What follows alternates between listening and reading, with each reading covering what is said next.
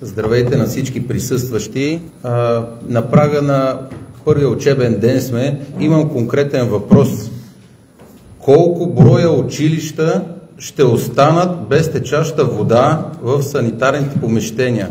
Искам конкретен брой и тези, които няма да тръгне вода на 15 септември, срок кога ще тръгне? Защото нашите деца, те ще получат минерална вода за пиене, а за тоалетните една леличка ще стои и ще лиска лигени, кофи, всякакъв вид предмети ли?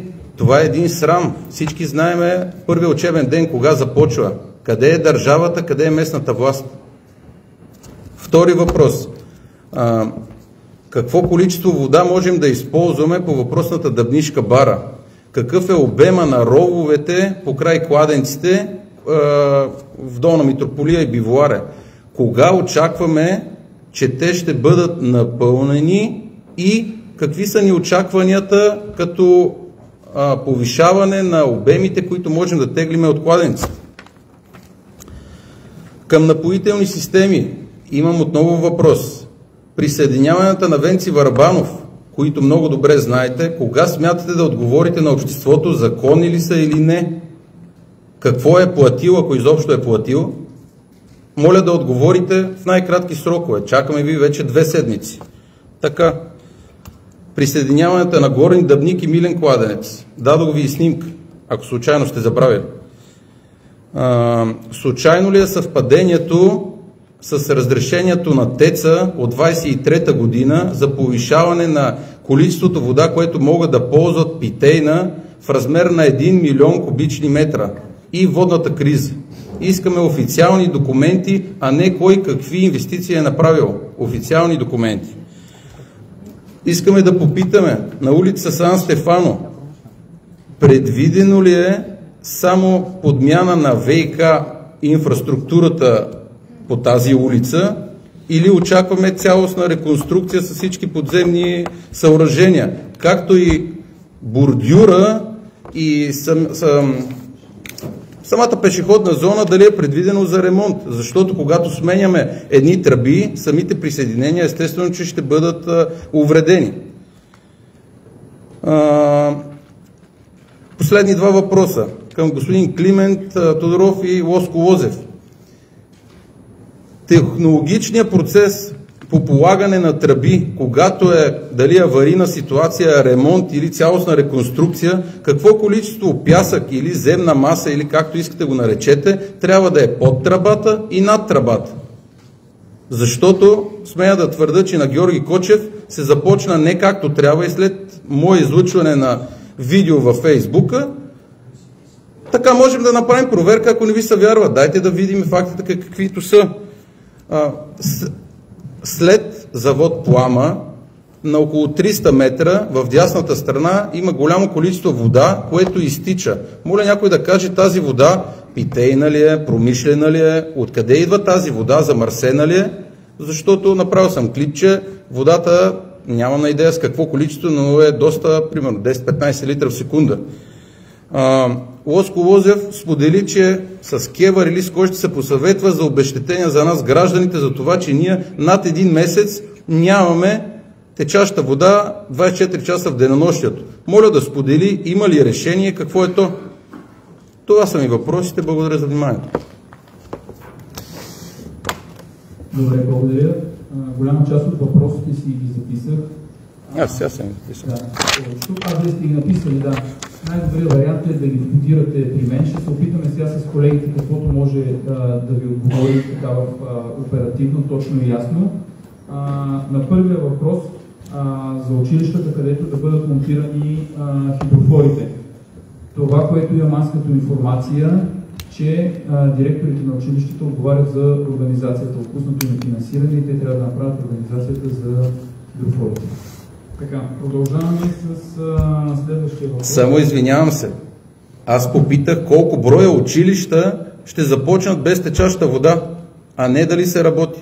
Има разлика. Добре. Ще проверя, ще ви се обадя колко са училищата, които ще започнат без налична вода и без хидрофори. Ще ви дам тази информация. Така, На следващите въпроси ще ви помоля да ми ги изпратите в писмен вид, за да може да ви отговорим. Ако някой от колегите в момента иска да вземе отношение, ще се радвам да отговори в момента, защото въпросите наистина са доста и най-хубаво ще бъде отговорено в писмен вид, публично, за да сте запознати както вие, така и обществеността. Виждам, че инженер Лозко Лозов иска да вземе думата, така че давам думата на инженер Лозов. Благодаря, господин областен управител. Господин Цветанов, аз също си записах въпросите. Ако нещо пропусна, ще ви моля да ме прекъснете и да ме коригирате. Първият въпрос, който беше към сектор водоснабдяване и канализация, беше за обема на рововете, за това колко вода трябва да върви по канала. В момента около 50-55 литра в секунда вървят по канала, като се надяваме да ги увеличим до стойност около 100 литра в секунда. Това ще става поетапно. Това съоръжение не е работило повече от 30 години, въпреки че е добре почистено. Смятаме, че това е редно, защото все пак имаме процедура, започната с напоителни системи. Надяваме се този открит канал да бъде с договор на от водоснабдяване и канализация Плевен и да бъде експлоатиран дълги години водоснабдяване и канализация Плевен, за да може всъщност да сме сигурни, че ще имаме един сигурен водоизточник за рововете. Водата, която може да премине по този канал, е в по-големи размери, но това зависи от това какво ще ни разрешат от басейна дирекция и какво може да вземе от дъвниш канал. Технологията за водосяване всъщност е такава, че веднъж напоени или дигнали ниво рововете, не съм подготвен в момента с точния обем, но са хиляди кубика за тези ровове, хиляди кубични метра, много голям обем има там. Но веднъж напълнен този обем може да се поддържа с по-малко количество, особено ако се поддържа дълго време, т.е. ако се поддържа цяла година, години, т.е. месеци поред, каквото е нашето намерение за следващите 12-24 месеца, което всъщност ще има дълъг ефект. Разбира се, в момента, в който започне да се черпи по-агресивно от тези кладенци, при нужда, каквато имаме в момента, ще трябва повече вода да постъпва. В моменти, в които имаме гравитачна вода от черни 8, там ще бъде намалено водочерпенето или изцяло спрямо, тогава всъщност ще бъдат поддържани с много по-малко количество. Всичко това ще бъде регулирано, надяваме се, от ВиК Плевен. Мисля, че по този въпрос ви отговорих. Към момента не мисля, че е разумно и тъй като ние носим някаква отговорност от ВиК Плевен за това нещо, не сме пуснали повече вода, не сме се опитали, това ще стане следващите дни. Да, за резултатите, аз лично очаквам резултати след вторник, сряда, другата седмица. Тоест, поне 5 календарни дни да минат, за да можем. Единия ров всъщност там въобще не е прелято към него, така че първо трябва да прелеем към него и така. Точно това исках да кажа, че връзката между всеки един ров има тръба, която е на височина може би 5 метра. За да се прехвърли водата във втория ров, целият първи ров трябва да е препълнен, че да прелива.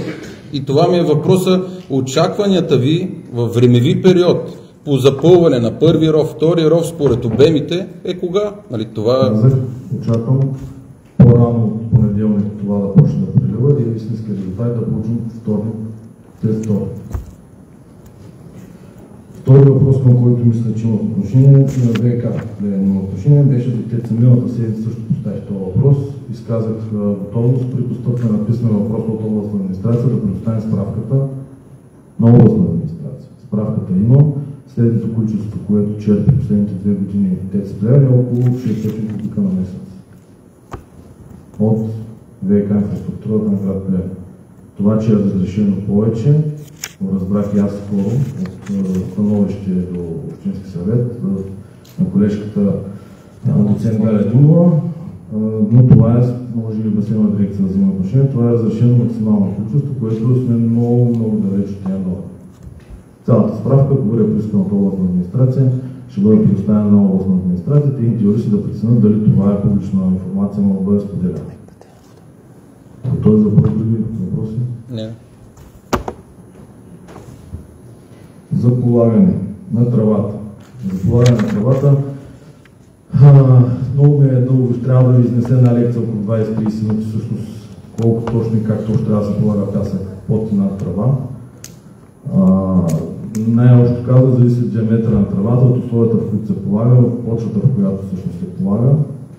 Трябва да има подложка под тръбата, около тръбата и в зависимост от диаметъра почвата и натоварванията, които след това ще понася самата тръба, т.е. дали е зелено, на път и така нататък, са различни самите условия, трамбовки и така нататък. Водопроводите, които се реконструират от ВиК Плевен се носи отговорност за тяхното експлоатационно състояние. Споделихме вече няколко пъти колко е ефекта от отмяната на само тези 400 метра. Ще си носим отговорност, ако по тази тръба възникна авария, до сега не е имало такава. Така че, извинявам се, но мисля, че ви сте достатъчно компетентни да давате оценка за това как строи и реконструира водопроводи ВиК Плевен. Относно последния въпрос обещението, също съм подготвен още от миналата седмица. Миналата седмица не стана дума. Съгласно член 38 от Закона за ВиК услугите, потребителите могат да претендират за неустойки при прекъсване на водоподаването. Това е един от механизмите за компенсации. Защо оператора като такъв не може да редуцира или регулира цената надолу от пределната в моменти на режим? Защото има конституционно решение от 2019 година, което също го има някъде примерите, ще мога да го предоставя, ако поискате, където това е обжалвано мисля, че от СОП, от Асоциацията по общините, в решение всъщност, което се казва, че единността на територията е неприкосновена. Тоест оператора не може да слага цена на водата в Плевен до метрополия Хикс, а в Червен бряг Y. Не е честно, трябва да се съгласите и с това, граждани, които не са на режим, да плащат по-ниска цена, от която всъщност дружеството се издържа.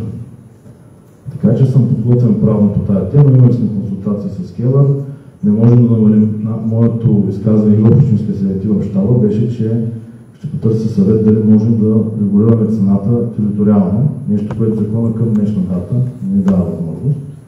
Но колегите от Холдинг са направили така доста подробна правна експертиза, че всеки един гражданин може да си потърси правата по този член 38 от закона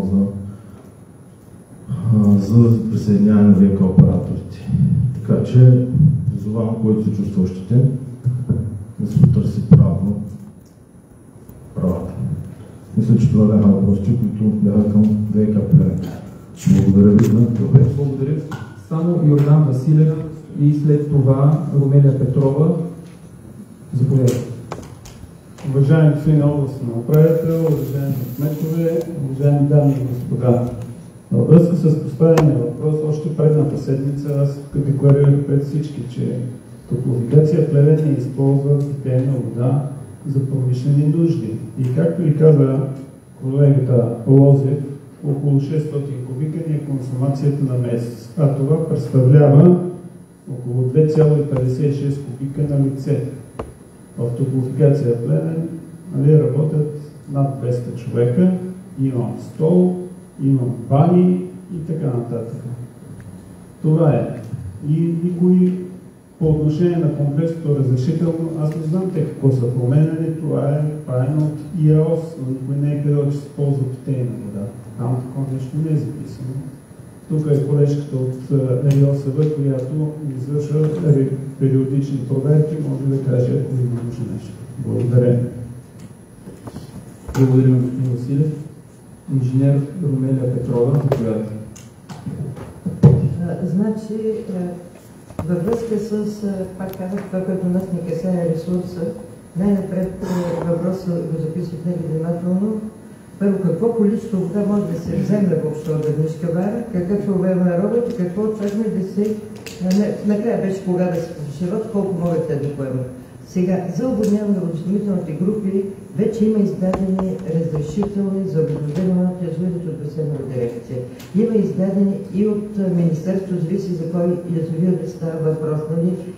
О комплексите за чим разрешителни ги дава Министерството. Има предвид за Горен Дъбник е от Министерството, долу Дъбник, нали ние издаваме разрешителните. Ние ще издадем и за разрешителното от Дъбнишка бара.